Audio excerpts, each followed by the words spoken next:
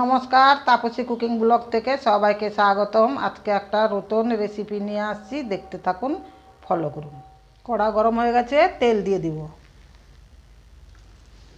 তেল গরম হয়ে গেছে, একটু লবণ দিব, একটু হলুদ দেব।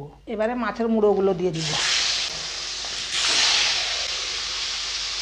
এবারে মাছের মুড়োগুলো একটু উল্টে দিব।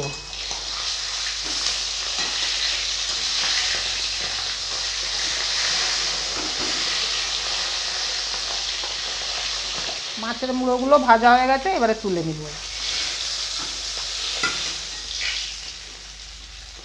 তেলে 4টা শুকনো লঙ্কা দিয়ে দিব, 5 ফোড়ন দিয়ে দিব, একটু নাড়াচাড়া করে পেঁয়াজ দিয়ে দিব।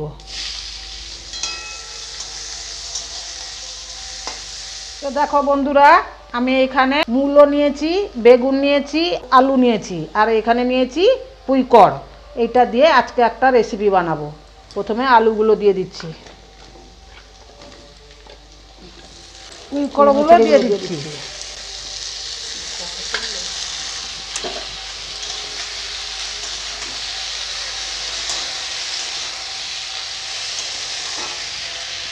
এবারে দিয়ে দিব মূলো,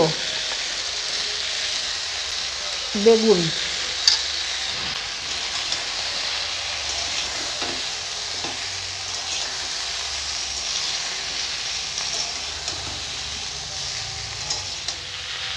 লঙ্কা গুঁড়ো দিয়ে দিব, হলুদ গুঁড়ো দিয়ে দিব, ধনে গুঁড়ো দিয়ে দিব, স্বাদ মতন লবণ দিয়ে দিব।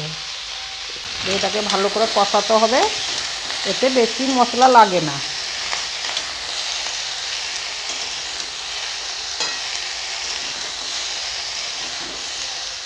তো এইখানে নিয়েছি সাদা কালো সরষা বেটে জল করে নিয়েছি, এটা দিয়ে দিব।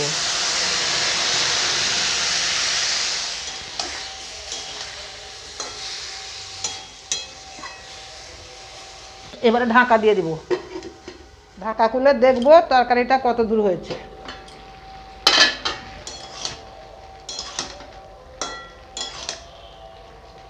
এবারে ভেজে রাখা মাছের মুড়োগুলো দিয়ে দিব। এইভাবে ভেঙে দিতে হবে।